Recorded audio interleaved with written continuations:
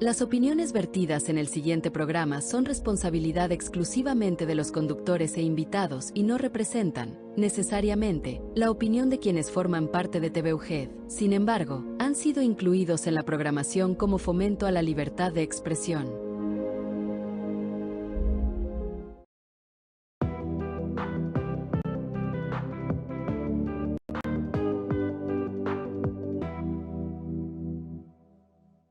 Cambiando.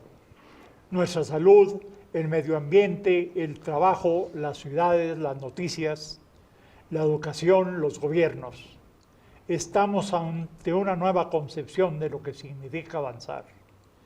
En un punto de inflexión provocado por la revolución digital que nos rodea, que impacta en nuestra manera de vivir, relacionarnos o trabajar. Quehacer universitario ya comenzó. Bienvenidos televidentes de TV UGED. Gracias por preferirnos como su opción televisiva. Gracias, muchas gracias por su preferencia. Quehacer Universitario tiene como propósito reflexionar sobre lo que los universitarios hemos hecho para consolidar un imaginario compartido partiendo de nuestros orígenes liberales juaristas que dan sentido y rumbo a las tareas sustantivas universitarias de docencia, investigación y extensión y difusión de la cultura. En este caso, estamos de plácemes. Seguimos entrevistando al doctor José de la Cruz Pacheco Rojas, prestigiado investigador nacional, que está en el sistema ya desde hace muchos años, y también escritor, con varios, ¿qué le diré?, de buena historia de nuestro colegio civil, del colegio Guadiana, del antecedente de los jesuitas, un historiador serio en ese campo. Pues bien, hoy vamos a hablar de un tema también extraordinario para Durango, Camino Real de Tierra Adentro. Fíjense nomás, precioso, a ver qué más conocemos. Bienvenido, doctor. Muchas gracias de nuevo. Muchas gracias, doctor. Al contrario, pues muy estimado. Este es tu casa. Amigo, Víctor Palencia Alonso. ¿Cuál es la importancia histórica y cultural del Camino Real de Tierra Adentro? Bien, buena pregunta. Uno de los sabios locales dijo que es una ruta construida por el hombre. Yo digo, bueno, pues qué gran cosa, ¿verdad? Ni modo que por los animales. Y esto lo acaba de decir en febrero de este año. Digo, ahí lo pusieron en este folletín. Digo, wow, ¿cómo saben? En fin, el Camino Real de Tierra Adentro. Primero, ¿qué es por qué Camino Real de Tierra Adentro?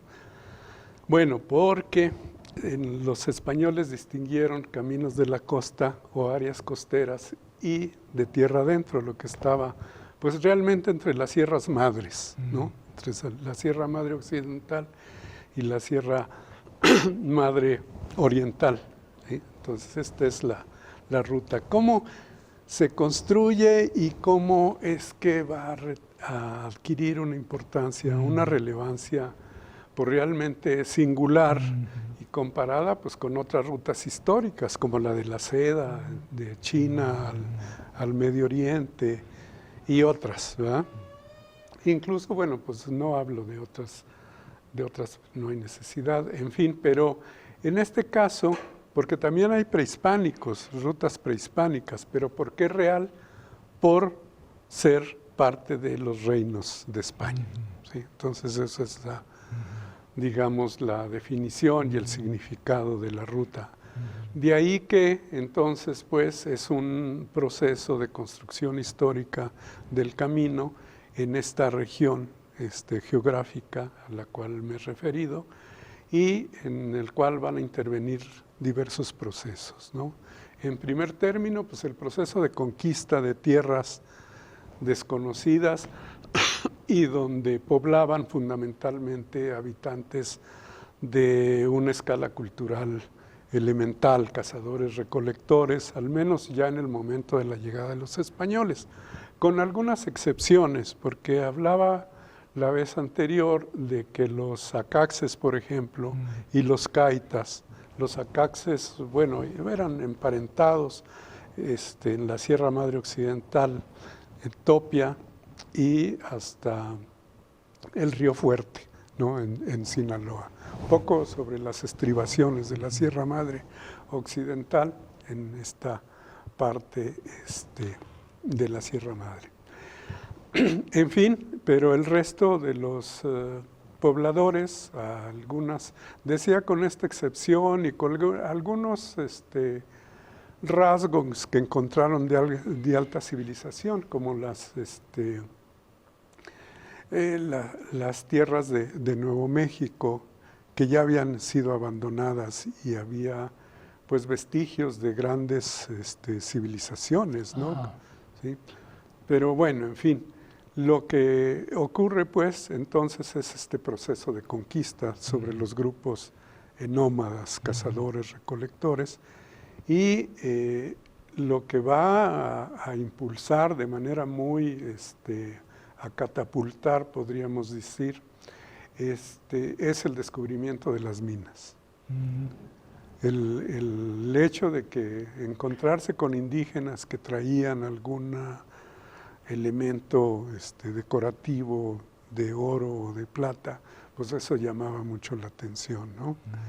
Y donde realmente empieza el punto más fuerte, pues es el descubrimiento de las minas de Zacatecas en 1548, ¿no?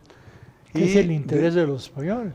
Que es el interés fundamental, desde luego. Ya lo que atañe a la explotación de los indígenas en el centro y sur de México, o de la Nueva España, dicho de mejor manera, pues es sobre todo el trabajo en las haciendas, en la producción de caña de azúcar, etcétera, etcétera, ¿no? Algodón. Agrícola. Sí, fundamentalmente.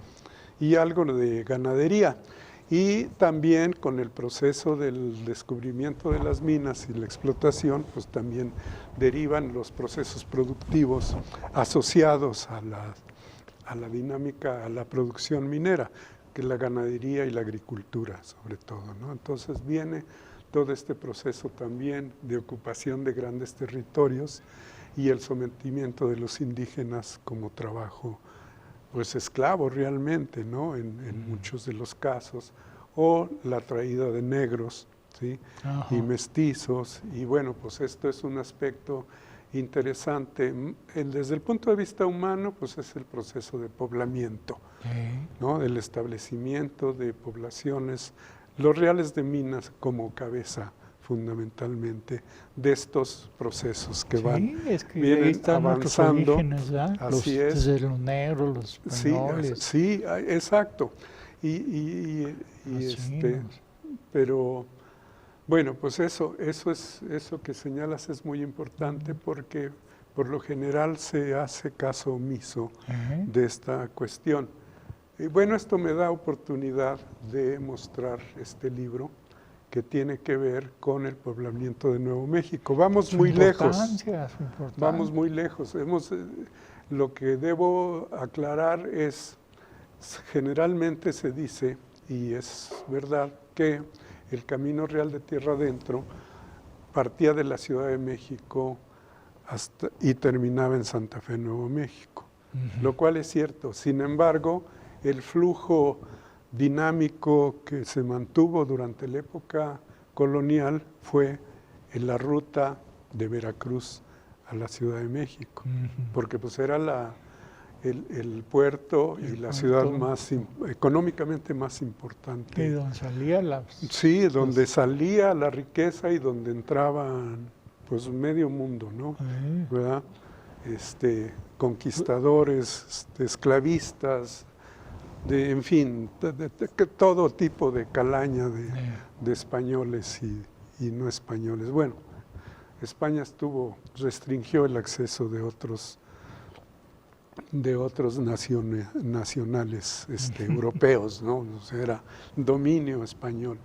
Pero vuelvo a este libro porque Una de las cuestiones que me llamaron la atención, porque estuve pues involucrado en este proyecto, que voy a volver sobre esto, es el hecho de que en Nuevo México hay la idea de algunos nuevo mexicanos que se sienten españoles y no nuevo mexicanos, o sea, no de raíces mexicanas, sino que sostienen que son no españoles.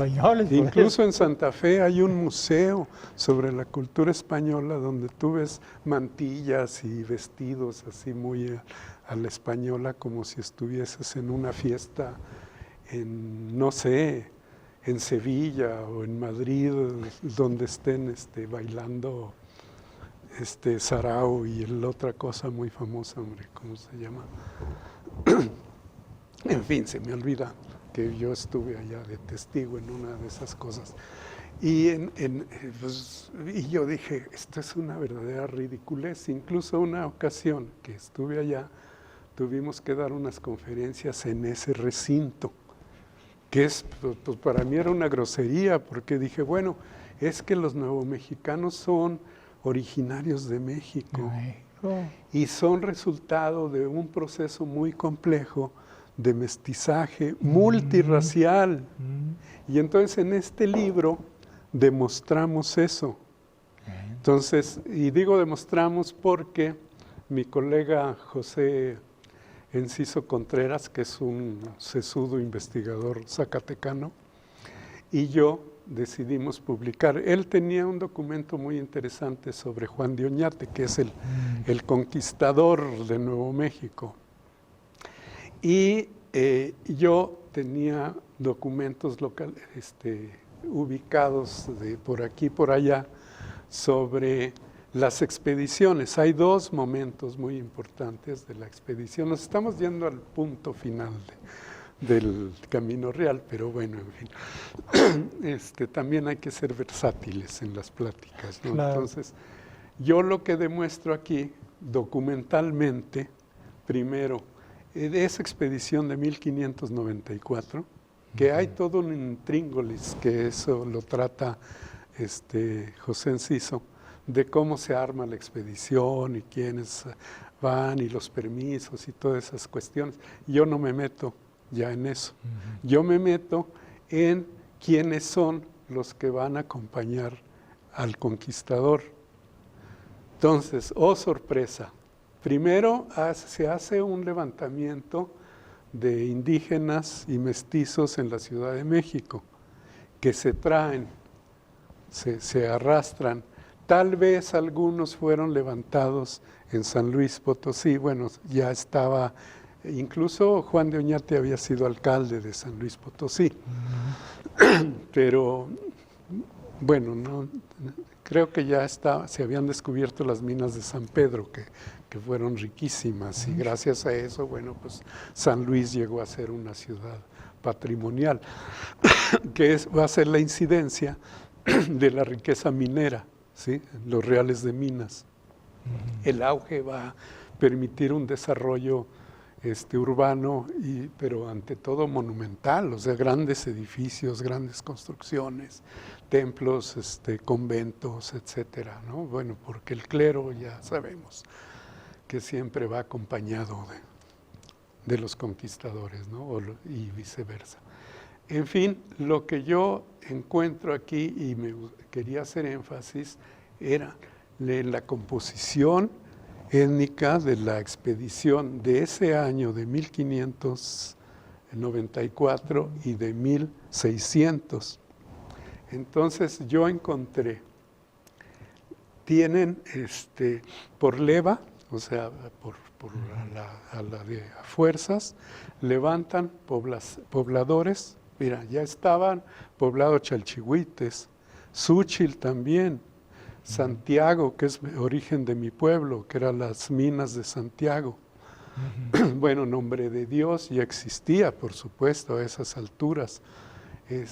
Avino, y otras poblaciones cercanas al río Nazas.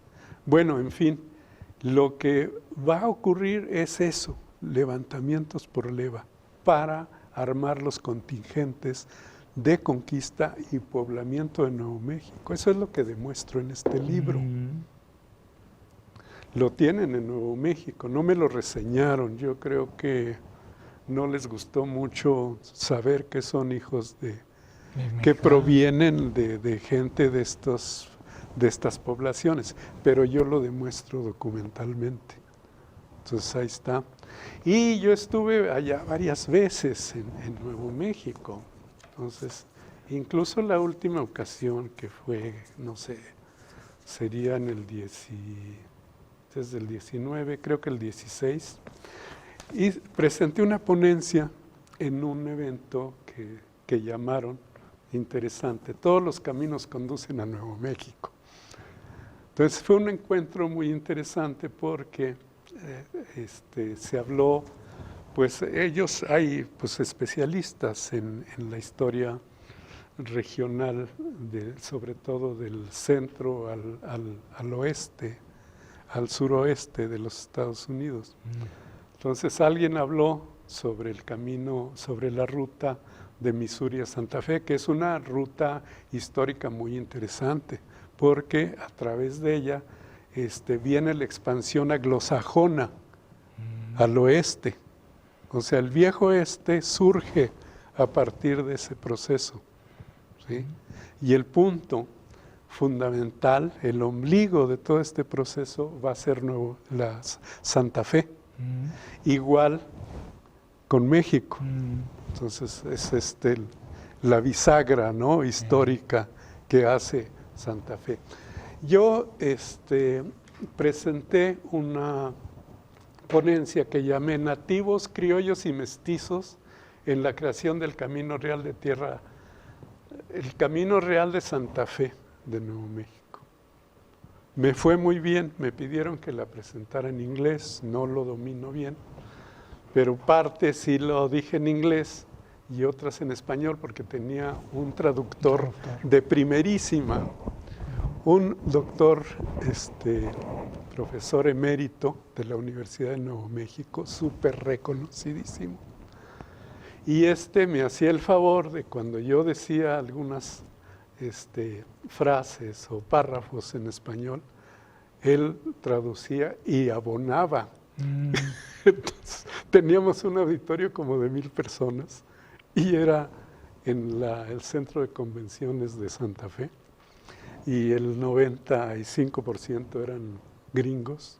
Pues muy interesante. Y además con un mensaje racista que aventé contra Trump en ese momento. No, hombre, eso me fue muy bien. Luego lo publicamos en español, porque lo publicaron allá en una revista. Bien. Y acá salió Bien, muy bien, muy interesante. ¿Qué le parece desde el origen del nombre? Sí. Camino Real de Tierra Adentro. ¿Por qué ese nombre? Ya nos lo explicaron detalladamente. Su evolución, su importancia, su trascendencia y su objetivo. Cuidado, ahí están las minas y la población como dos ejes fundamentales. Vamos a seguir. Siga con nosotros. Gracias.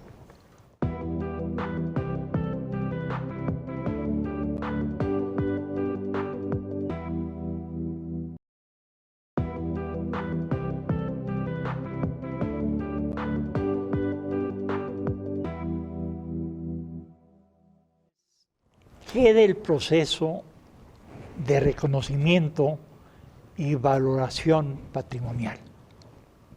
Bueno, esto fue un proceso algo largo. En 2003, en la reunión de historiadores norteamericanos, canadienses y mexicanos, José Francisco Román, que era director del Centro INA Zacatecas, y un servidor que era director del Centro INA Durango, hicimos un par de propuestas relativas al Camino Real. Presentamos 2 ponencias relacionadas con esta cuestión, y Teresa Franco, que era la directora, dijo, eso está muy bien, dice, hay que irnos por ahí, armar un gran proyecto, y así empezamos. Fabuloso. Así empezamos y ella empezó a entablar relaciones con gente de Nuevo México, de la Universidad de Nuevo México, y dos agencias que tienen que ver con el patrimonio natural y cultural, el National Park Service. Ese tiene que ver con, aunque se refiere a lo natural, tiene que ver con lo cultural, sobre todo con las zonas arqueológicas y algunas cuestiones relativas a lo histórico y demás, ¿no? Pues para muchos ahí fue sorprendente. Sí, por supuesto, ¿verdad? fue una gran idea de Teresa que nos haya, y dijo, ustedes se van a hacer cargo de ese proyecto. Entonces unimos al de Chihuahua, al director de Chihuahua, a José Luis Perea, que ahora es secretario técnico del instituto a nivel nacional, y entre los tres empezamos a armar una propuesta. Y de esa propuesta empezamos con encuentros binacionales. Tuvimos 5 congresos internacionales, ¿sí? Donde vino gente de España a hablar de las rutas europeas, pues en fin, y nosotros como organizadores y ponentes. Entonces tuvimos una actividad muy intensa, idas y venidas a Nuevo México sobre todo, y acordamos hacer un coloquio aquí en México, otro en Estados Unidos, y así estuvimos itinerantes, ¿no? Incluso yo me traje acá el 4º coloquio internacional, aquí lo hicimos, con la idea de mostrar el patrimonio cultural local, ¿sí? Entonces, esa es una de las cuestiones que, por supuesto, condujeron a la valoración del patrimonio, ¿sí? Y con una visión también multifacética, o sea, no solo lo patrimonial en términos materiales, es decir, no solamente las grandes construcciones. Claro que en ese sentido pues había apoyos importantes porque ya había declaratorias de centros históricos de las ciudades de la ruta, ¿no? O sea, de Querétaro, de San Luis, de Aguascalientes, que hay ahí una vertiente muy singular que conecta Aguascalientes, que era pues de menor, aunque la feria de San Marcos sí era, pues es histórica, ¿no? En fin, la de San Juan de los Lagos también. Ese tipo de elementos, ¿no? Zacatecas pues también ya tenía incluso su patrimonio, su reconocimiento de patrimonio mundial, aunque yo fui director allá y tengo muchas reservas. Durango también ya tenía, Chihuahua tiene pues una delimitación muy corta, Parral pues también, pues, fueron destruidos, ¿no? Y fueron destruidos durante la intervención norteamericana del 47. Sí, a Chihuahua le dieron una friega terrible, ¿no? Bombardeos, destrucción de grandes monumentos y demás. En fin, pero bueno, pues está en la ruta y pues desde luego, pues ¿qué otros factores hay? Pues bueno, estas grandes ciudades fueron, bueno, no tan grandes, Chihuahua sí, pero Parral no, por las minas, ¿no? Las minas del Parral y luego las de Santa Eulalia en Chihuahua y otras. Entonces eso.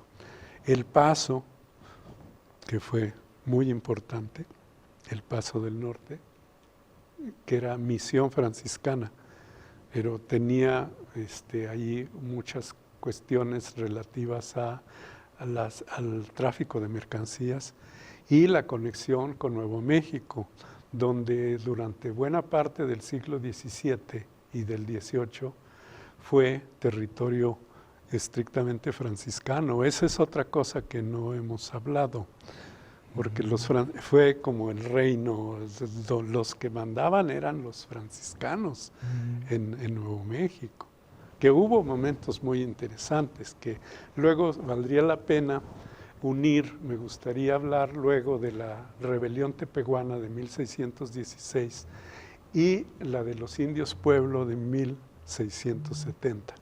porque hay unas conexiones allí interesantes. Pero bueno, ese es otro aspecto que habría que tratar y darle su lugar. Claro. Bueno, pues entonces esto es parte de lo que hicimos y en ese proceso pues hicimos varias publicaciones. Una que hicimos binacional, donde un colega, Joseph Sánchez, y yo publicamos, que fue una edición publicada en México, pero con auspicio de National Park Service. Entonces esa la publicamos él y yo, que bueno, pues está agotadísimo. Pero luego yo me fui como en mi faceta de antropólogo por aspectos, sí, de orden histórico. Publiqué 2 o 3 artículos en revistas y en memorias sobre el Camino Real, ¿no? Explicando y buscando incluso novedades, porque hacer la descripción de la ruta ya lo han hecho otros. Y dije, no, yo me meto en cosas novedosas. Entonces encontré, por ejemplo, un proyecto de una nueva ruta de Durango a Chihuahua, a mitades del siglo XIX. Que bueno, ya era, digamos, con la independencia cambia de nombre, que es una cosa que debo decir y aclarar, queda como Camino Nacional. Aunque se le siga diciendo Camino Real. En mi pueblo, la calle principal es la calle Real. Pasaba pues cerca, ¿no? Porque luego después la traza de la carretera panamericana, si mal no estoy, en 1950 o 51 quizás, me equivoqué por un año, viene más o menos sobre la misma ruta, en algunos tramos, ¿no? Del Camino Real. O sea, la carretera panamericana, ¿sí? En fin.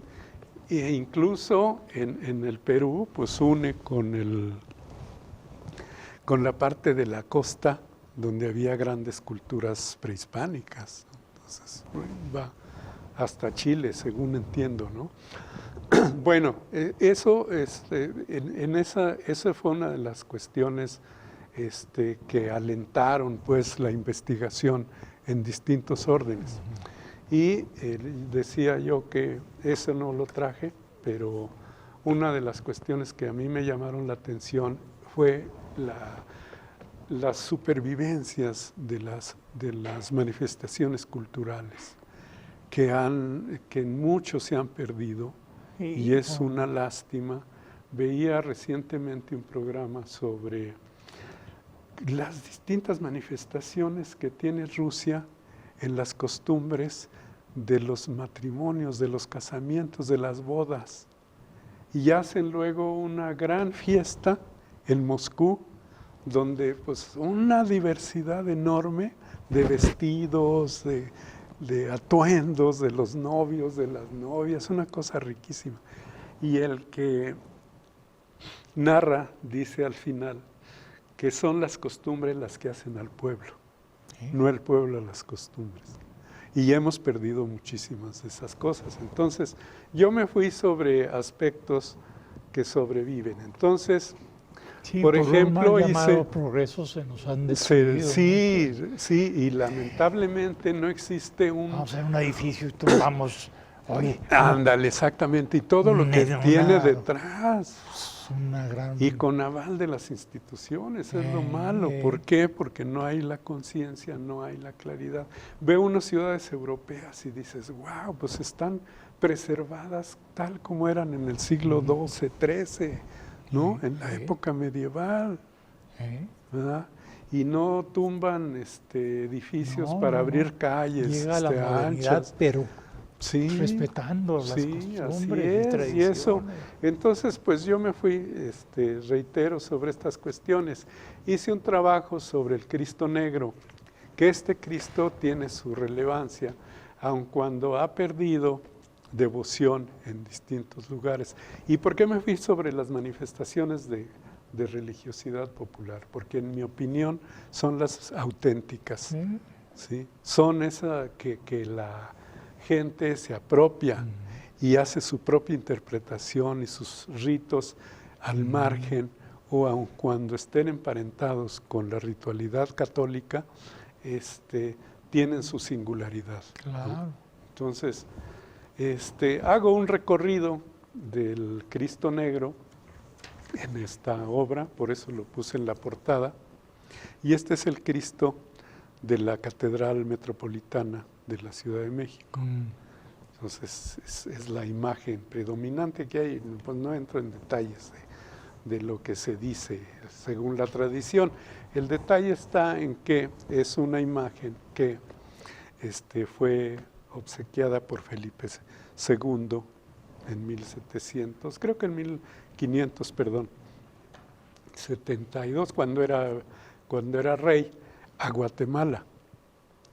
Y lo que dicen es que a imagen y semejanza de los pobladores nativos.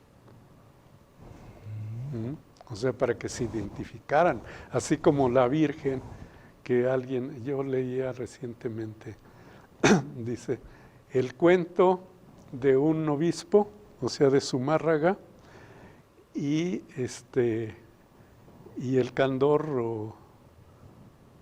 o pendejez de un indio, se inventaron la Virgen de Guadalupe.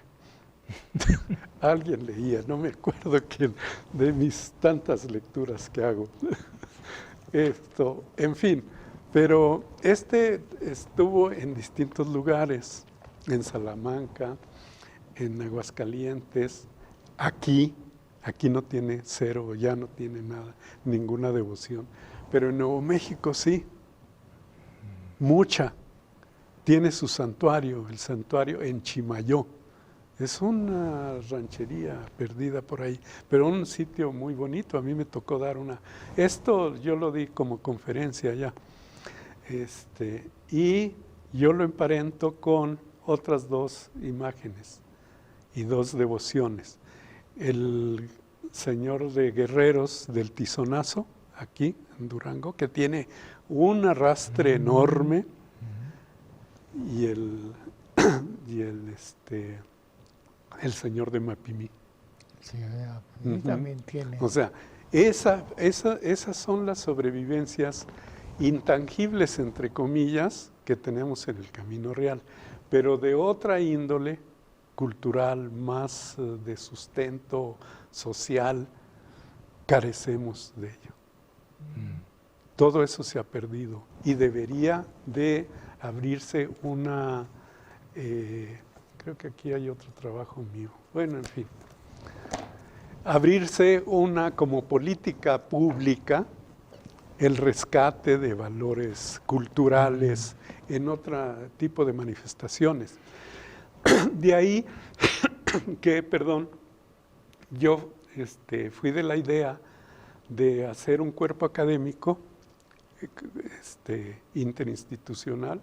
Entró la Escuela Nacional de Antropología, entró la Universidad de Hidalgo, la Autónoma, y nosotros como instituto y como UGED. Y a mí me tocó pues presidir ese proyecto. Yo lo diseñé y lo llamé Patrimonio Cultural e Identidad en el Camino Real de Tierra Adentro. Entonces de ahí produjimos, pues también otra vez volvimos a seminarios. Ya lo demás, había la declaratoria de Patrimonio Mundial, se había hecho en 2010, y de esto que estoy hablando fue del 14 al 19, que cuando yo estuve al cargo del cuerpo académico. Y bueno, pues produjimos pues memorias, publicaciones en revistas que no traigo, y entonces pues generamos toda una nueva, una visión más íntegra, ¿no?, de la riqueza patrimonial en dos aspectos, ¿no?, en el material y en el no material, por no decir intangible. Así es. Y aquí incluso se asociaron pues zonas arqueológicas, porque pues la parte prehispánica, ¿sí? Lo prehispánico, lo histórico ¿sí? Lo social, ¿sí? Las estructuras sociales, las comunidades de distintos rangos étnicos, ¿sí? Por no decir raciales, porque es incorrecto. Y pues produjimos varios trabajos, ¿no? Sí, yo creo que... Y aquí están, pues, las memorias 2. Yo creo que una política cultural de un gobierno es tener siempre el rescate de nuestra historia, Sí, pero permanente. claro, pero Porque sí, hay chispazos y encontramos Sí, y sí, tierra sí. adentro, se nos ocurre y hacemos un bloqueo. No, permanentemente hacer en varios títulos, sí, en varios aspectos, estar siempre investigando, porque siempre hay algo que encontrar y que nos enriquece y que además la obligación de rescatar claro. esas Sí, trascendentes sí, sí, absolutamente. costumbres, tradiciones, qué es lo que hace la vida de una comunidad. Sí, sí, sí. Sí, la vida Sí, sí, cultural. ¿Qué hicieron los españoles? Te quitaron la cultura, te quitaron los templos, te quitaron la religión que tenían nuestros antepasados. Las y nos religiones. dejaron, pues, Huérfanos. huérfanos, pero eso sí, matando gente Sí, y sí, llamando conquista. Sí, No, sí, sí. hay mucho que contestar. Bien, siga con nosotros al último y tercer segmento, donde vamos a concluir con algo también de mucha trascendencia. Gracias por su preferencia.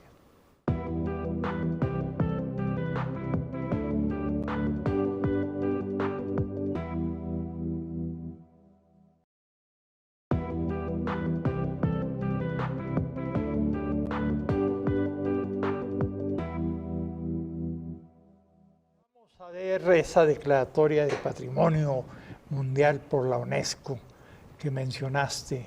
Sí, Y Bueno. además las manifestaciones culturales actuales. actuales, así es. Bueno, una acotación sobre la declaratoria. No es verdad que el centro histórico de Durango sea patrimonio de la humanidad. Es la ruta, Ah, no la ciudad. O sea, que no se la recarguen. Sí, sí, confunden sí, patrimonio. así es. Y debo decir que para la declaratoria, pues desde luego tuvo que ver todo el trabajo que hicimos muchos para elaborar el expediente que se turnó al UNESCO en 2009 y salió en el 10 ya la declaratoria del reconocimiento de Patrimonio Mundial. Y debo decir, pues con pena y todo, que el expediente, que es muy grueso, son muchísimas páginas, y se tradujo al inglés, al español y al francés. Aquí fue publicado como libro y se lo embolsaron dos personajes, Todo un como expediente, obra de ellos. como obra, todo un expediente Sí, de pero esto debe una saberse. compilación de Sí, historia, sí, históricos. sí, el expediente tal cual. A mí, por cierto, me marginaron. O sea, yo ya, a pesar de ser de los padres fundadores del proyecto y de Pues haber hecho presidías mil una cosas. comisión. ¿Eh? Presidías una comisión. Sí, pues yo era personaje clave en todo este proceso. Pero surgieron por ahí unos gurús, y a mí me hicieron a un lado, lo cual no hay problema, digo, pues a fin de cuentas pues el trabajo se hizo y luego después continuamos con este proyecto ya universitario, digamos, de investigación, que lo demás pues también fue investigación, porque todas las cosas que yo publiqué y que no están en estas obras, pues también fueron resultados de mis investigaciones. O sea, yo no me saqué nada de la manga ni me pirateé nada. O sea, ese gran orgullo tengo de que todo lo que y aquí está parte de mis trabajos, pues he venido aquí con productos míos, ¿no? En fin, bueno, pues esa es la triste historia ¿verdad? Pero bueno, y buena historia que se declaró. ¿Qué pasa en la actualidad? Que es una cuestión que necesita revalorarse en el sentido de qué es lo que nos queda como patrimonio, ¿sí?, en las distintas manifestaciones.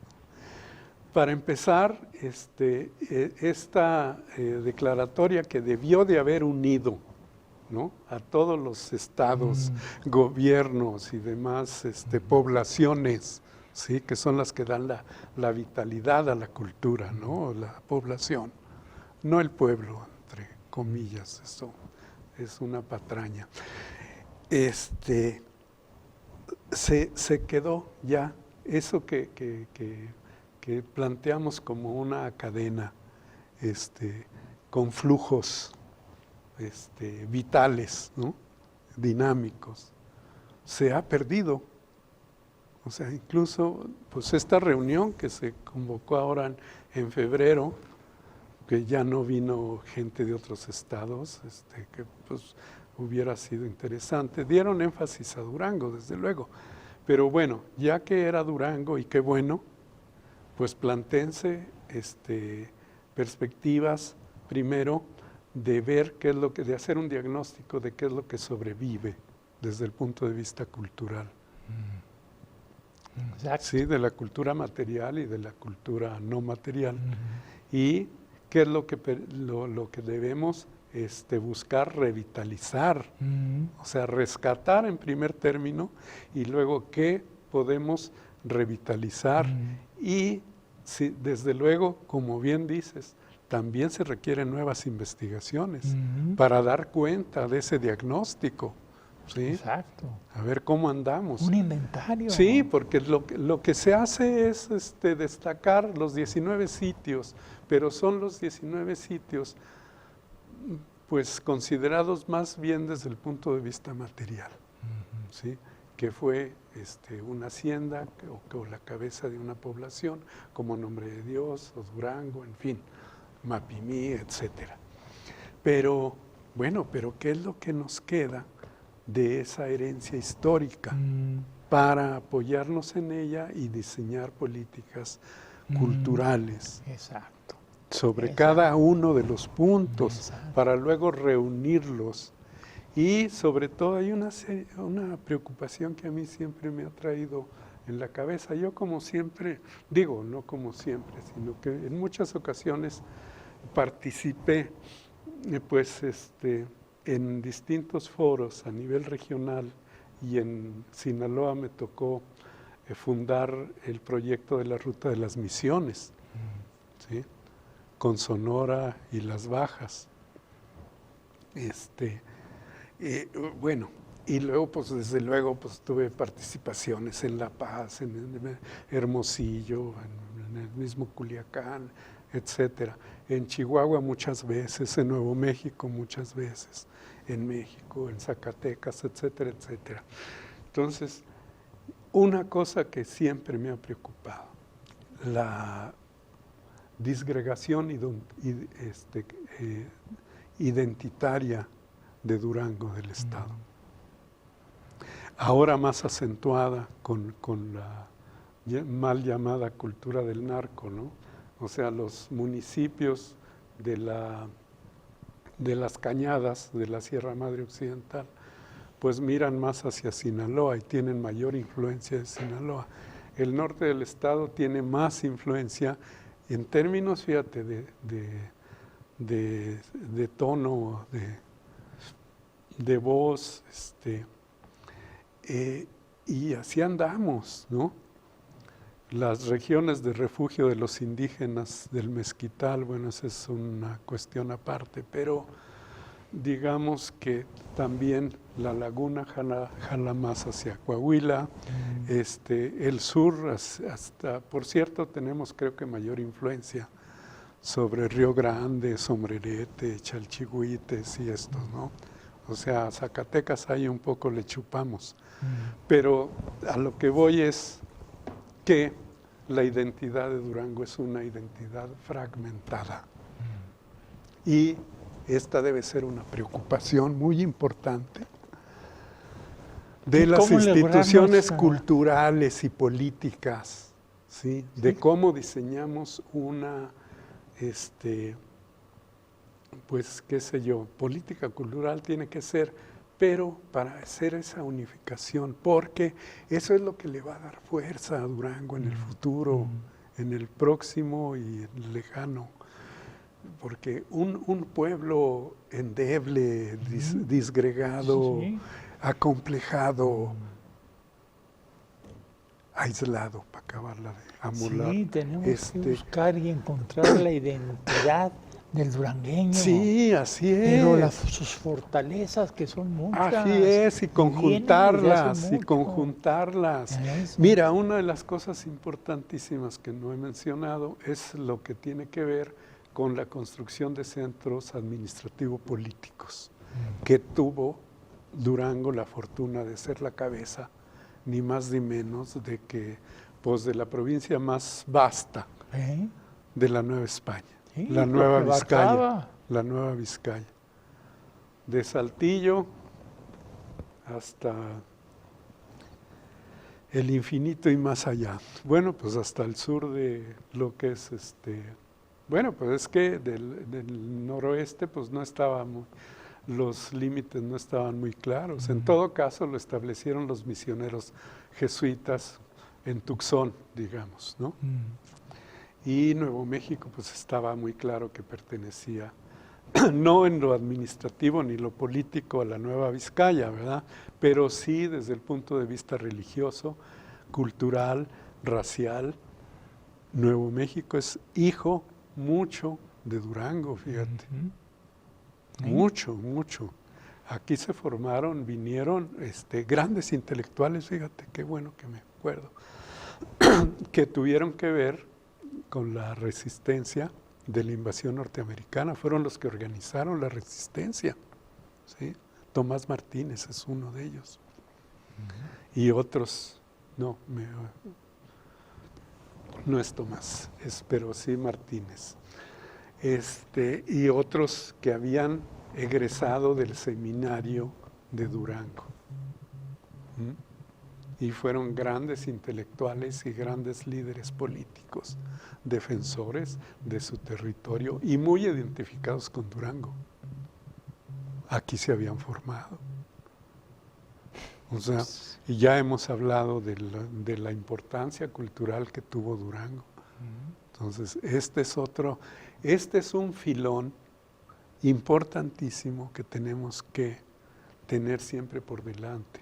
La importancia que tuvo Durango durante la época colonial y también durante el siglo XIX. Exacto. Y bueno, en el Porfiriato, pero nos olvidamos de todos esos hitos históricos que son efectivamente pues, parte de los pilares de nuestra identidad y de nuestra fortaleza cultural, ¿sí?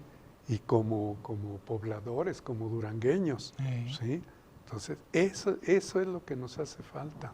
Sí, pues como tú dices, está fragmentada. Sí. No tenemos una visión unificada como durangueños o duranguenses, como el gentilicio que quieran utilizar. Y eso es lo que nos debilita. No solo nos fragmenta, nos baja las pilas en términos del orgullo que debemos sentir, ¿verdad? Como originarios de esta tierra, originarios y habitantes, ¿no? Según la Real Academia Española, el gentilicio correcto es durangués. Sí. Pero Es neutro. Es nuestra tradición. Y fíjate que lo durangueño, Teléfono la durangueña. No solo eso, hay un autor, tú recordarás que hace muchos años publiqué un artículo apoyado en un intelectual contrainsurgente que publicó artículos contra Miguel Hidalgo en 1809-10, y él se firmaba como el durangueño en México. En México. Entonces, al menos lo de Durangueño data de 1810. Voy a escribir algo a este respecto porque el ingeniero Emiliano Hernández Camargo me pidió y ya localicé el artículo porque es la referencia más antigua que hay, fíjate, 1810. Y durante la época ya de la independencia, del México independiente, bajo sus dos modalidades de República Federal y República Central, el término durangueño se utiliza mucho en la prensa, fíjate, en la prensa local. Sí, Pero no solo por articulistas y esto, ¿no? Sino por ¿cómo se llama? En el boletín oficial. Es que tuvo diferentes nombres el boletín oficial del gobierno. Pues ahí, en esos, tú lo encuentras, fíjate. O sea que desde el siglo XIX, pero desde muy temprano, ¿sí? Entonces, atengámonos al uso pues histórico de nuestros antecesores. Claro. Entonces, y eso es lo que voy a decir en unas cuantas cuartillas. Sí, porque si mal no recuerdo, desde que vino don Armando como candidato, Castillo Franco, empezó a decir duranguense. Ya, caray, duranguense. Y de ahí para acá, muchos borraron lo durangueño y le siguen con ese mal gentilicio duranguense, claro, cuando el nuestro es de raíz. Claro. Es de historia, es de costumbre. Y fíjate la fecha tan significativa, pues es el proceso de la independencia de nuestro país, o sea, es la emergencia del nacionalismo. Así es. Sí, entonces ahí la relevancia. No, tenemos muchas desgracias. Yo odio que digan zona sierra, cuando pues, es Sierra Madre Occidental. Sí. Qué cosa. O Cerro del Mercado, es Cerro de Mercado. O sea, tú educa esta bola de los que según son comunicadores, qué horror. Escribe sobre eso. En fin, pues para concluir, te toca. No, pues tenemos una tarea enorme por delante, o sea, en efecto hemos hablado de una ruta histórica, de un proceso que se construye a través del tiempo con múltiples manifestaciones en los diversos órdenes históricos y culturales, pero tenemos mucho que hacer, o sea, no puede quedar esto del camino real como una cuestión del pasado, sino que hay que volver a incidir a través de trabajos de investigación y de políticas públicas sobre la revitalización de nuestro legado histórico-cultural. Eso. Y sobre todo, que forme parte de nuestra identidad. Ir integrando que fortalezca nuestra identidad, claro. Que los diferentes procesos históricos sociales nos unan para lograr nuestra identidad de durangueño, que sí está muy endeble y perdida. Sí. Pues bien, muchas gracias, estimados televidentes, por permitirnos entrar a sus hogares, a sus centros de trabajo, a sus vehículos. Quehacer Universitario ya terminó. Su servidor, conductor de este programa, les envía un saludo fraterno con los deseos de salud y bienestar. Sea feliz, es un derecho al que todos tenemos derecho a lograr. Hasta la próxima. Muchas gracias.